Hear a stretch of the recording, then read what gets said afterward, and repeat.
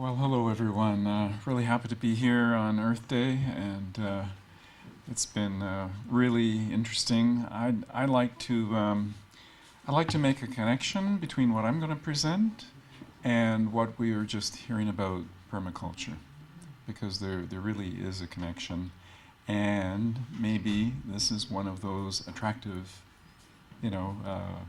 developments that will enable our food to become very local, fresh, and we grow it ourselves. So, as you know, I'm here with the Icelandic Startup Center, and also to mark a opportunity here in Iceland to actually establish a cooperative here with the what I call the Pod Enterprise Network. So, that's also, so it's not just that I'm here to speak. I plan to be back. We plan to do, get into the doing, actually have these projects going. So I'll put this slide up here, and you can read it, but what I like to do is make this connection between the permaculture and what I'm presenting. And yes, the crisis we have in the world is monocrop agriculture, that is annual grains and other crops. Annual grains have a short root, right?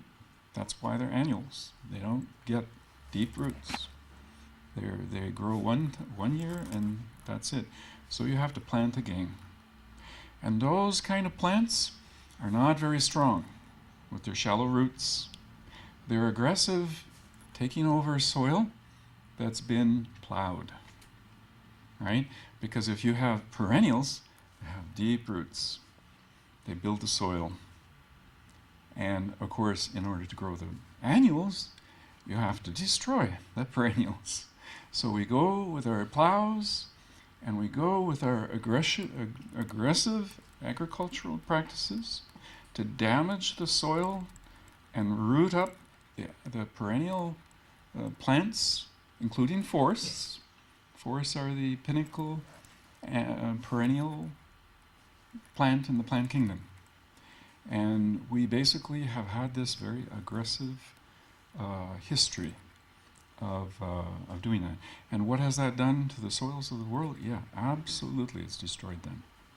So what is the solution? Is there's no other solution except to stop doing that. We have to stop. We will go further and further into destruction, and we won't find our way back. So the current situation is, and I wrote a white paper. It's called "Closing the Hunger Gap." So, and you can see it at our website. We'll be launching our website about the PodNet, the Pod Enterprise Network.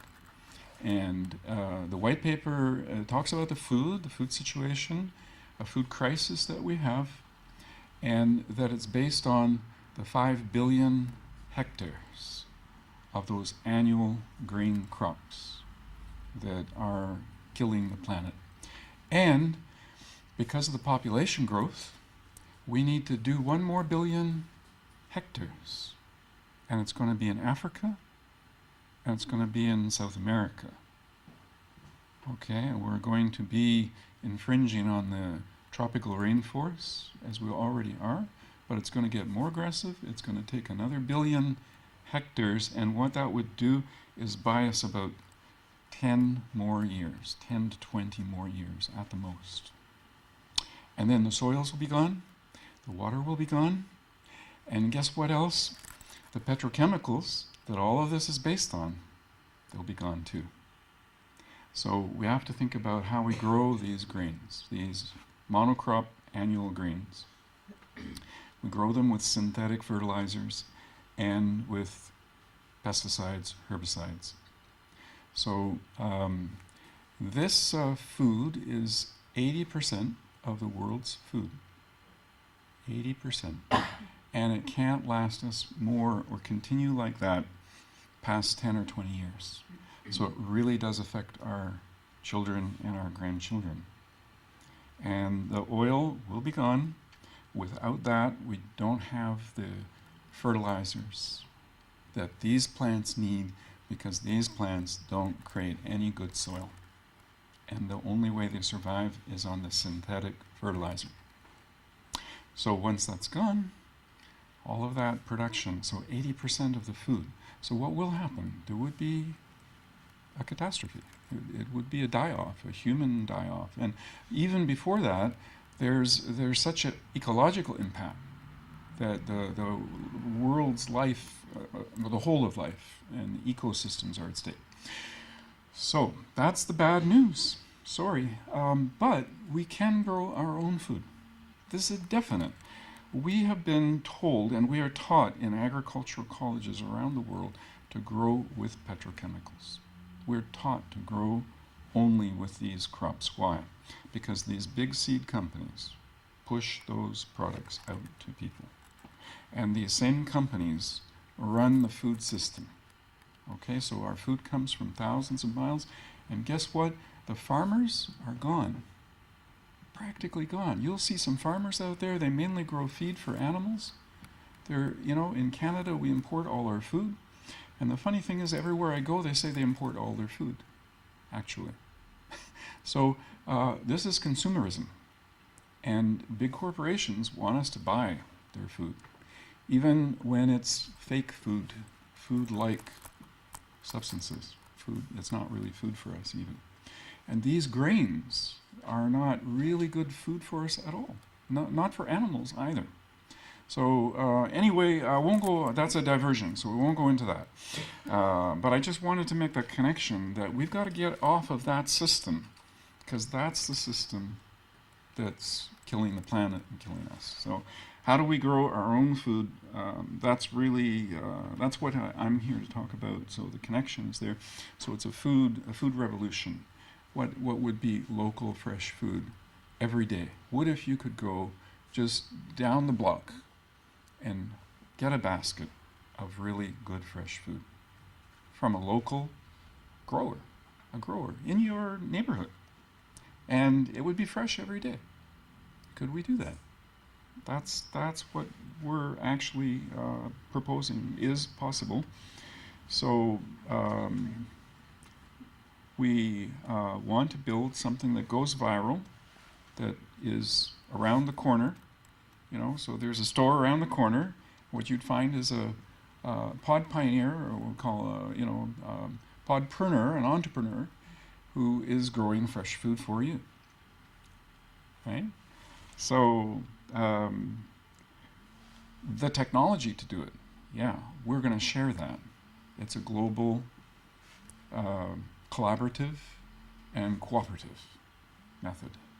So it's for everyone. So the focus is on families and communities, family farms, small enterprise. That's it. That's what we need. And we won't get any other solution except that. And so what we're saying is then, with this idea, with this process, we will grow our own food in the communities, and we'll grow it abundantly, and we will not be limited by restrictions of water and energy, because those are the big, actually when you look at food, you have to look at food, energy, and water.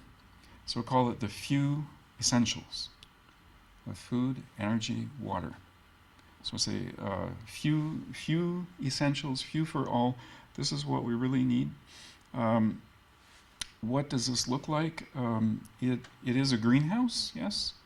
It's all season. It's any climate, hot or cold. And the key issue is it's low energy.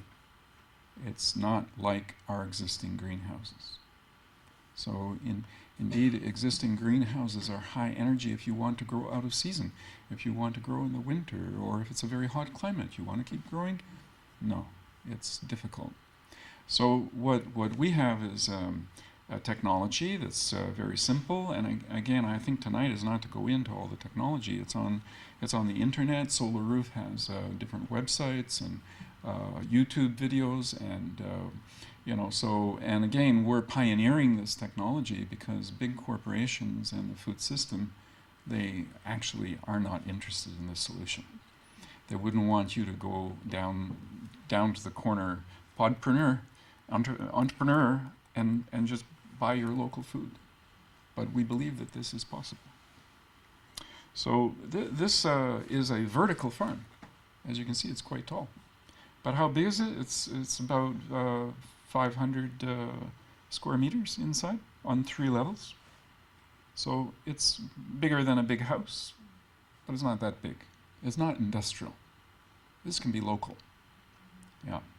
And the costs and the technology here are open source, so the costs will go down. As we go viral with this, we have thousands of people doing this. The supply side, the people who supply the metal that we use in the building to build the structure, the cover materials, the different components, they will all be happy to sell to these growers. These growers don't need any petrochemicals. They don't need any mechanization. No, there's no tractor here. There's no digging up the soil. So we can have permaculture all around. We can have these intensive ecological systems growing food in any season all year round. I know you have very short days in the winter, but this runs on sunlight, most of the year. And when we need, we supplement with lamps, to keep growing. And so we have this kind of design. It's an ecological system. What does that mean? Again, it's quite a bit to get into, so we can't go into all of that tonight. Suffice to say that you need the 5 kingdoms of life inside operating together. The 5 kingdoms are the algae. Algae create all our proteins, all the nitrogen. Algae is the plant kingdom that does that. Then you've got bacteria, you've got fungi. What do? They're breaking down these nutrients so that the plant kingdom can absorb them. The plant kingdom doesn't make any nutrients. That's why we have to feed the soil. We have to have the biomass in the soil. We need the bacteria and the fungi. We need the living systems to release the nutrients that have been created for the plants. And the plants absorb and grow. Good. And then we have the animal kingdom. And oftentimes this will be fish. Fish convert at 1-to-1 almost. So if you give them some biomass, if it's a vegetarian fish like a tilapia, and you give them a kilogram of food, you'll produce almost a kilogram of fish. Amazing. Wow. And so food waste is what they eat. Yep. And the green biomass. So when we pick the tomato, we also have the whole plant, the leaf, the stem, the root, and these tilapia eat everything. All right, so they're like a goat, they'll eat everything. Or why not keep some goats? Or why not, feed chicken also? So we have those 5 kingdoms, and we can bring them together, and then we have the solution. Now, then, there's questions about the energy and all of these issues. This slide is presenting, the situation. We need to be able to grow all season. We need cost-effective answers, to our different challenges here. But, we have to resolve these things. And we can. I believe exactly what the previous speaker said, that lots of minds, lots of brains, lots of hands, open source, global, all the universities, etc. Yeah, we can do this.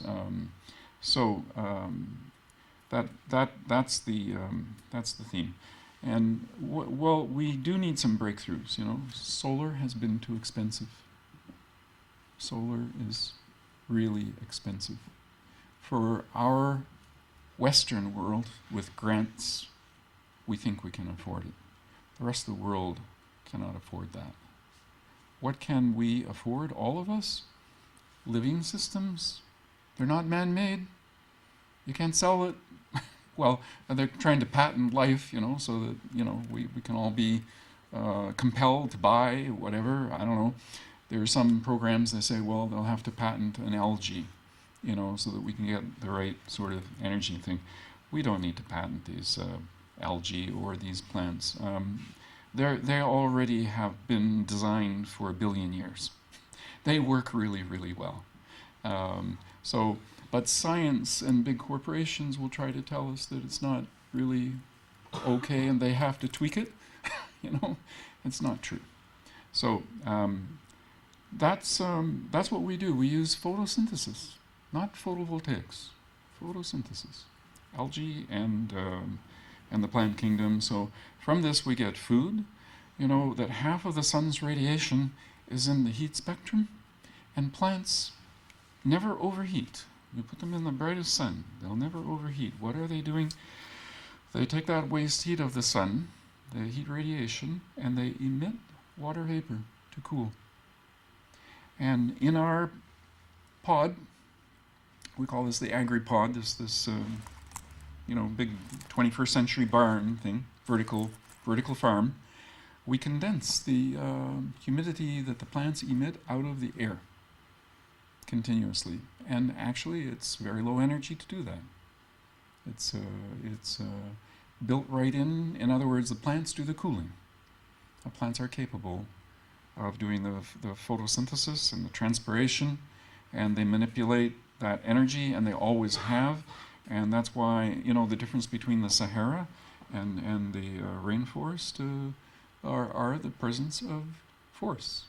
The force control the climate, and they're able to cool.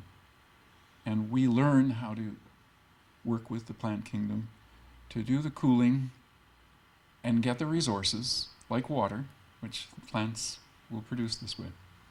So we have a surplus of water.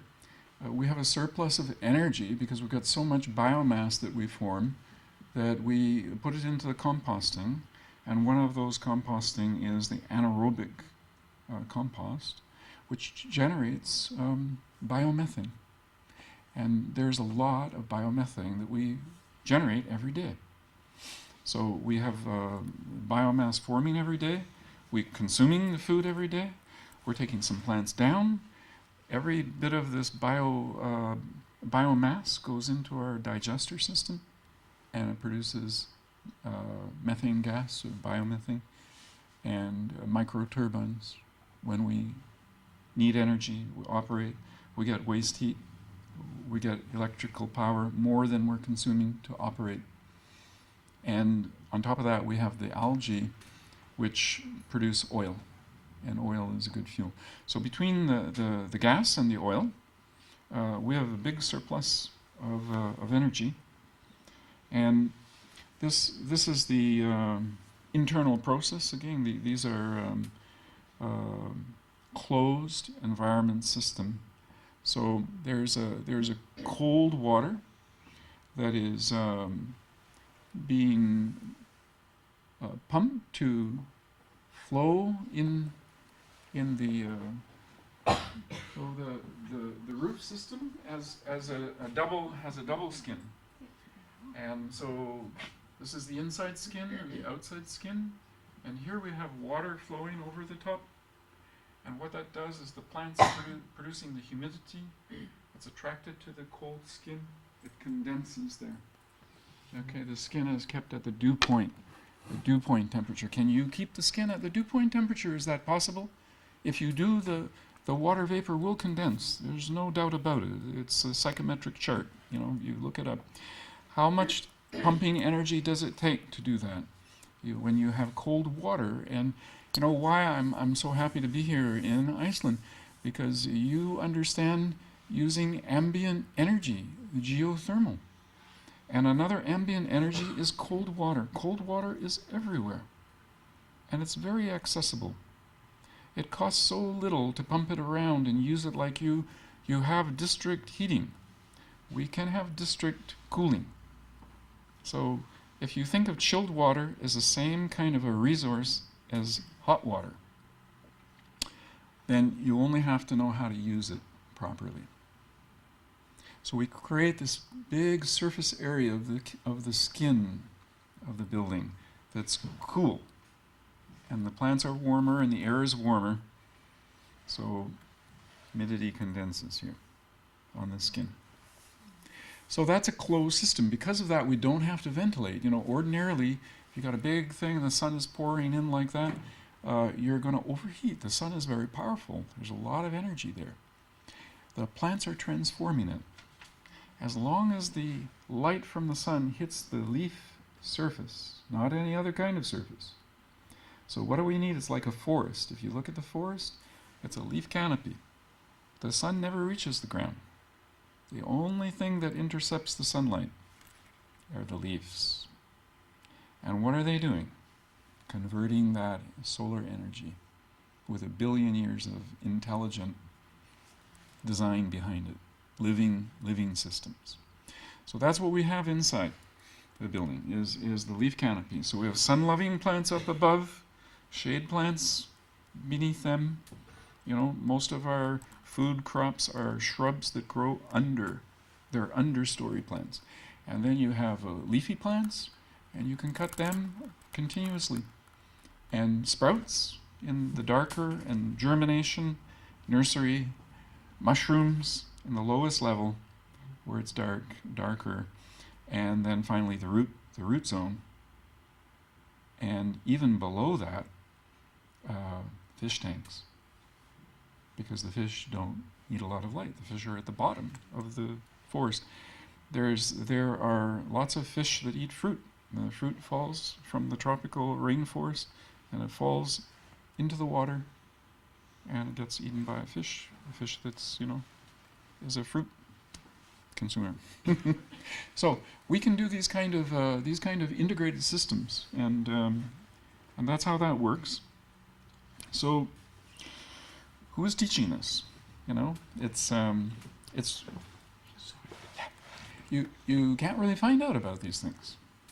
No, if you go to agriculture college, you're not going to teach you about this. They're going to teach you about tractors, fertilizers, you know, how to ruin the soil, what kind of grain crops to grow, you know, all of that, how to raise your animals unnaturally. You know, it's sad, but that's what we have. So we have to set up our own process of people teaching others. So, and this is where we get down to, because it doesn't have to be big like that. We can start small, and we can build a project at a school with our open source. We can make small projects. I haven't said too much about the actual technology, you know, but you can see on the internet about liquid bubble insulation, the liquid cooling. You just saw how simple that is. Liquid bubbles are very similar. It's just soap suds that fill up the cavity space. So the technology costs nothing, right? And it's open source, it's free. The savings on energy is about 30 to 40 times compared to a greenhouse. Not percent, 30 to 40 times reduction. Because we have an R30 or 40, that's a resistance factor, compared to 1 for single glass. So, and here you have greenhouses of single glass, and they're heated with geothermal. But you can imagine how more efficient it would be if the cover system was 40 times more insulating. Then it becomes possible for everyone to do it, and the cost is really low. So this means everyone can do it in every neighborhood, and in places that don't have your hot geothermal, they have the waste heat of the sun, because the further south you go, well, that's all we need, actually. We get enough solar thermal energy to operate. And in the far north, of course, it's good to have backup to that, because, you know, winter, short days, almost no solar thermal energy. It's wonderful that you have geothermal. That's completely So it's completely compatible, in other words. So, and this technique is completely compatible with permaculture. This runs on sunshine, okay?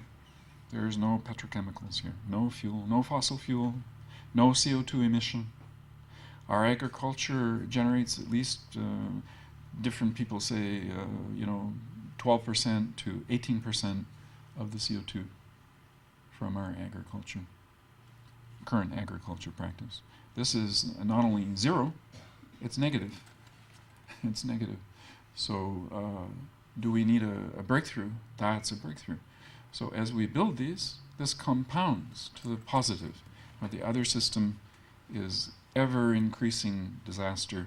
This is every step we take forward, it makes it easier and better until there's no problem. Wouldn't it be nice to be able to say to our grandchildren, no, there's no problem. And people say, but can you feed everybody in the world like that? And yes, the answer is definitely yes. Who has proven this? NASA, the National Space Program in the United States, and other space programs have looked at what we call the closed ecological life support systems. And they knew since some time now that that's the only way to support long-term missions, where you need to have life support for a person. Where will you get it? Because if you bring the food, it's gone. If you're going out into space for 2 years, say to Mars or moon base, the only way the scientists could say is it has to be regenerative. You eat the food, create waste, recycle the waste, regenerate. That's the regenerative system. And they tested it, and they put astronauts in closed systems for 90 days, right? And they're fine. And the Russian program did for 1 year. People sealed in to these modules, and they regenerate the oxygen, regenerate the water, the food, everything. So it's been known for some time. And how much space did it take per astronaut in those systems? Only 200 square feet, about 20 square meters. Wow, 20 square meters? To feed a person then forever, basically, regeneratively. Just, you don't run out of anything. And you're always eating. You have more than enough to eat. Sometimes there's surplus. You can design for surplus. So it really means that we could design our homes to be self-sufficient. And so, that's the truth, but it's not being taught. It's not being taught. Wow. So we can build it. We can actually build it. And that's what we're about here. So we say, well, this pod, that's the, closed system. Why does it have that shape? There's reasons, optical, geometry, different things, the way you attract the sunlight in. But basically, you can build pods in many different ways, different sizes. You can have a backyard pod. So we'll look forward to that.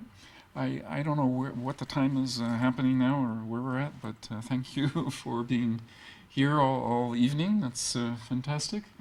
I think that's our last slide here too, isn't it? Yes? Oh, okay. That's it. And I'm happy to answer some questions or just talk, people who want to stay, whatever you think.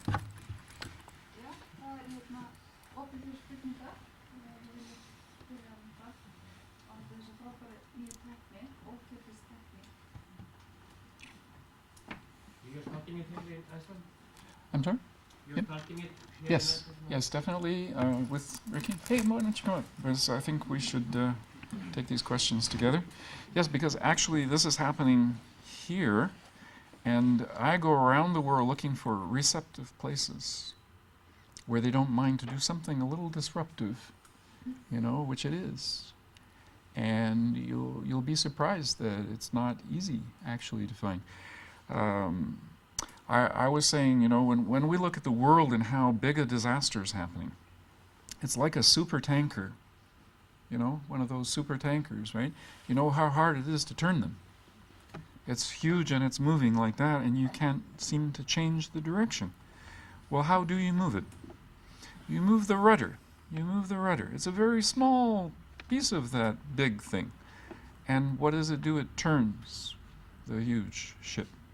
So I think places like Iceland and islands also in general, because they're smaller communities, because they're used to the idea that maybe they have to be self-reliant, and not so long ago they were self-reliant. So it's kind of still in the blood, you know, still in the family history to think this way. So I think that Iceland is this kind of place. That's why I'd like to be here. And you know, all we have to do is build. And these projects are not difficult to build. So I'm here to help. But really, you guys can easily do this stuff. It's none of it is complicated. It's just soap suds and water pumping, you know, and learning about the closed ecological system. Yeah. Yeah, it's taken into Icelandic. Yeah. Bara minnast á að þarna á næstu dögum þá ætlum við að hittast svona kjarnhópur þar sem að þarna ætlum við að koma saman og leggja svona drög að stofnun Potworks Iceland sem að verður þá í rauninni svona þjónustumiðstöð fyrir potfrumkvöðla hérna á Íslandi. Þannig að ég hveti ykkur eindregið til þess að þarna við erum að opna potnet.is svona í kvöld, en þarna vegna mikil annað þá er hún ekki alveg tilbúin, en þarna það er nú efnið á henni, þannig að ég hveti ykkur til að kíkja á það og skrá okkur endilega póstlista og þarna og svo erum við líka með Facebook-grúpu þarna Potnet Iceland, þannig að ef þið hafið áhuga á að kíkja á þennan fund þá þarna endilega fylgist með þar. Við erum ekki búin að negla alveg niður dagsetninguna, en ég gerir ráð fyrir að ef við náum að þarna svona draga saman alla helstu aðila þá þarna verður það helgina. Þessa helgi, já. Já. Vonandi á laugardaginn, en hann orðinn ansi þéttur. Verður það auglýst á potnet.is eða á Facebook? Á Facebook-grúpunni. Við þarna Potnet Iceland, já. Do you think you can use the solar roof in Iceland without geothermal heat? You have very short winter days, so that's a problem. Okay. Now, the last project that I've been completing is in Norway, just near Oslo. So again, it's Nordic. And in Canada, that's where I started, in Montreal and out west in Calgary. Those projects are further south, quite substantially further south. I know people think that's Nordic, but you know, it's not as far north as here. So here, you won't have this thermal energy from the sun, and but you will have lamps to grow, and the lamps have waste heat, and that's enough. In Norway, they've proven that's alone enough to heat the space with the solar roof insulation system, this liquid bubble insulation. Yep. But won't we have to, like you say, the lamps are not very sustainable in the long run if you think about it. You set up a system. Supplemental. If there is a theory that we can grow our food from lamps, that's the craziest theory in the world, because we have trouble right now with our energy situation, yes, and we grow almost none of our food from lamps. So if you see some, sort of sci-fi, people that carried away with their ideas about technology, that's a good example. Carried away with this idea. So really, in our projects, we know we have to use sunlight. In the far north, you have a lot of sunlight.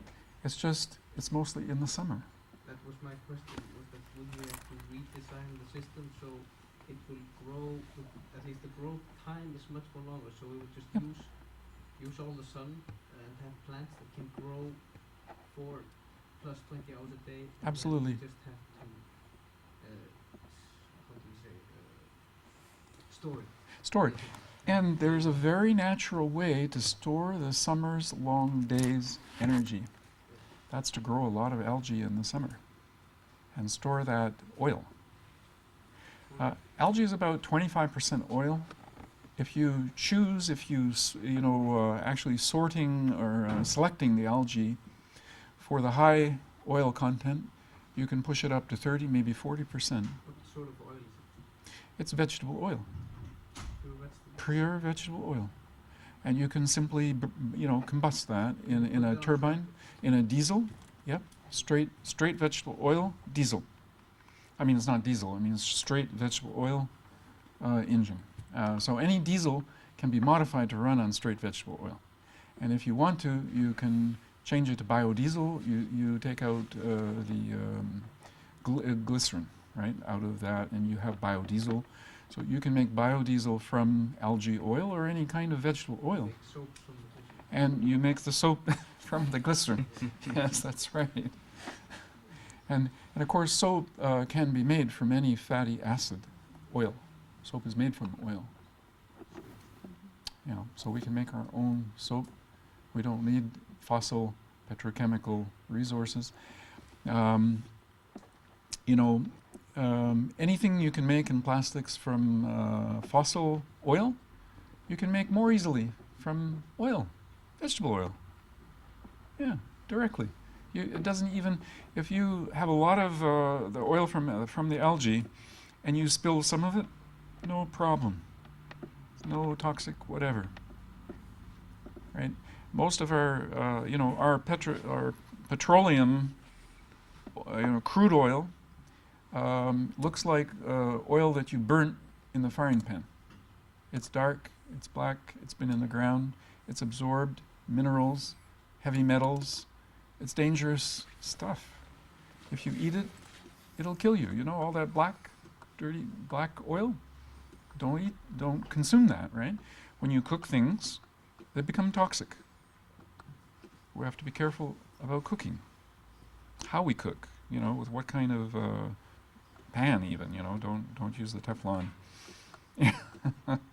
But so yeah, the living systems are safe for us. That's what we've evolved with those plants, those animals, those things. What we have to do is learn to use them naturally. And our system is to exploit nature. And we do it unnaturally. And it's exploitive and it's destructive. So the opposite way is to learn how to nurture nature. If we nurture nature, nature provides for us. We don't have to grab and take and destroy. I believe that all of what we've learned about doing that has been to impoverish us. So, permaculture is about freedom from being a consumer. And this is what the pod is too. It's everything is there in a completely sustainable system. When you learn how to work with those living processes and produce abundance, not scarcity, produce abundance. Whereas everything that we're doing, we're thinking we're producing enough food for the world and so on. Well, barely. And ultimately, we're producing scarcity. And just wait until the fossil fuel and the fertilizers are gone. You'll see how much scarcity is being man-made scarcity, whereas nature would have produced abundance for us. So, and what we're sort of taught is that nature isn't reliable, and is responsible for leaving us without food or whatever. It's hard, it's hard to plow, it's hard to dig the soil. Permaculture doesn't dig the soil.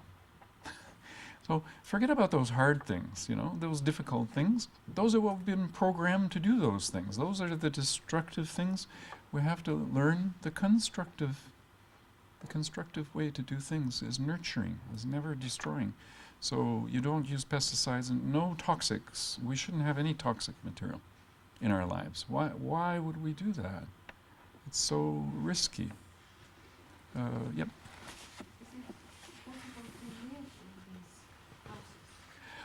To live in these, yeah. We have people talking about it a lot. And one project in Ontario where they're planning to kind of create a space for the habitat inside inside the pod, so that we would have, let's say, here and here, some living space, and on the other side, the south side, and the roof, we'd have the agriculture. And maybe, you know, if it's a pod entrepreneur, it's a 21st century family farm, and they'll live inside. Then there's issues about how we build it, fire codes, safety codes, because human habitation is different than, you know, agricultural purpose. Agricultural, so the materials that we cover, the skin for agriculture, is very low cost. When we put, you know, a habitat into the space, we make sure there's a fire wall and an outside exit from the space, so you don't have to go into the, you know, into the pod. There's many issues, you know, and so open source, we invite engineers, architects, universities, multidiscipline, hackathons, you know, crowdfunding. We build one little pod right here that we can walk inside and make the soap suds and the bubbles and experience what it is. And you know, building a machine that blows bubbles is one simple first step. So we may have a crowdfunding just to have a project like that at a school. And you know, if you all will help to mobilize that, then we can do that, and the children can grow their food. You know, we can grow food at the schools. I believe we should have pods, small pods. You know, I mean, for an enterprise, an income, you need like the size of this room. For a backyard, you need just this space right here. You know, just a little, like a little shed in your backyard. It operates the same way. Yes. Yep, like that. Now that's a 2-story. So when you walk in the door, what you have is benches, and under the bench you have your fish culture in the tanks. And then you have a zone here at this height with the roots and the mushrooms. Right? Then you have to go up to get into the sunlight. Up. You know, it's 2 stories. There's the lower floor and the top floor. So it's a very productive system.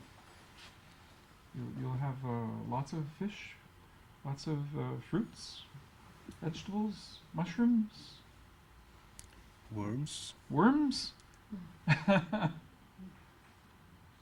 And so the children can learn all of this, and they learn about the closed environment system in a project that size. Have you designed are there any models that have a kitchen with it, so you can just chuck the food onto the stove pan? Not yet, no, not yet, but you know, it's I'm sure it won't be long. Yeah, and some people were saying they're going to build an ice fishing shed like that. You know, put it out on the water, catch the fish. You know, in the lake. I'm saying. You know, not only you could grow on the ground, but you know, you could build this out on the ice, perhaps. So the frame on is it metal or Yes. It's usually metal. You know, for a long time, what we found with glazing, like if you find any kind of, you know, curtain wall glass, any skylight or whatever, it's been quite a while since, you know, wood is abandoned because the wood and moisture is not so good. You know, wood and metal, it's fine. Aluminum. So those frames can be aluminum. You have aluminum here, it's good. I understand. Someone may say that that's a big embodied energy, but you know, so are what we call the solar cells. Big embodied energy. The solar cell has about 1 year before the cost of the energy that's used to make it has been produced. So you could say it's then no embodied energy. The same thing here. Within even just 1 year, all the embodied energy, it's covered. Do you use glass or plastic? Plastics usually for the agriculture, and then glass and advanced polymers for architecture, and also fabric, coated fabrics, because they're very strong. So, but for the small ones, we just use polyethylene sheet material like greenhouse film. So to build the first ones, it can be very low cost. There are 2 sheets of polyethylene, simple frame, and the bubbles in the water and the water tanks. This doesn't cost very much. You have a small pump, circulating pump.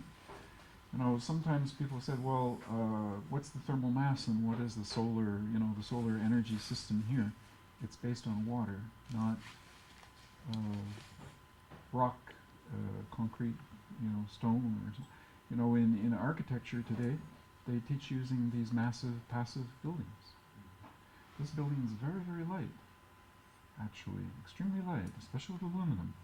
So it needs a good anchor, needs a good footing, or it might just fly away in the wind, But it's very strong, but you won't count on its weight to hold it down, that's for sure. So, but it has lots of water inside. That's the key. And when we're circulating, this water system is capturing the energy and transferring the heat to this big water mass, this thermal mass of water. It absorbs very easily, and with the soap suds, the bubbles, we have the way to bring the energy to the building, to the envelope of the building, the outside of the building, not the floor. We actually control the skin of the building, the temperature of the bubbles. We can control that. So it's a very dynamic process, a very low energy process. And we can distribute heating or cooling. So in a very hot climate, we can keep the roof cool all day long. Roofs overheat and cause a huge expense for air conditioning. And air conditioning is due to a hot roof. That's all. If your roof is not hot, there is no air conditioning. So it's all about the architecture. This is a paradigm shift for our concept of a building that is transparent, and we control the radiation coming in, and we can control the radiation going out. We control the conductivity. It's not a fixed value. It's a dynamic value. And it's low cost. That's most important. It's doable everywhere. Yeah. Right. Maybe we should close this, but I want to mention that later this year our goal is to found here in Iceland Potworks Global Collaborative Organization, and our vision is to make Iceland the official hub for the solar roof technology. So hopefully we will tap into opportunities and support here from the community.